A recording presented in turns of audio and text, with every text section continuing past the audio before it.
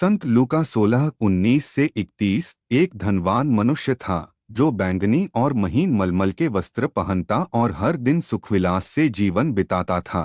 उसके फाटक पर लाजरुस नाम का एक दरिद्र रखा जाता था जो फोड़े फुंसियों से भरा हुआ था। वह चाहता था कि धनवान की मेज से गिरी हुई रोटियों से अपना पेट भरे और कुत्ते आकर उसके घाव चाटते थे। फिर ऐसा हुआ कि वह दरिद्र मर गया और स्वर्गदूतों ने उसे इब्राहिम की गोद में पहुंचा दिया। वह धनवान भी मर गया और दफनाया गया। अधोलोक में यातना सहते हुए उसने अपनी आंखें उठाईं और इब्राहिम को दूर से देखा और लाजरुस को उसकी गोद में। उसने पुकार कर कहा, हे पिता इब्राहिम, मुझ पर दया कीजिए और लाजरुस को भेजिए कि वह अपनी उंगली का सिरा पानी में डुबोकर मेरी जीभ ठंडा करे, क्योंकि मैं इस ज्वाला में तड़प रहा हूँ।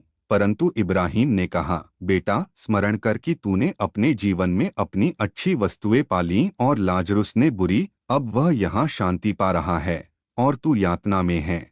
और इन सब बातों के अतिरिक्त हमारे और तुम्हारे बीच एक बड़ी खाई ठहराई गई है, ताकि जो यहाँ से तुम्हारे पास जाना चाहें वे न जा सकें और न कोई वहां से हमारे पास आ सके। उसने कहा, हे पिता, तो मैं आपसे विनती करता हूँ कि आप उसे मेरे पिता के घर भेज दीजिए, क्योंकि मेरे 5 भाई हैं, ताकि वह उन्हें गवाही दे और वे भी इस यातना के स्थान में न आ जाएं।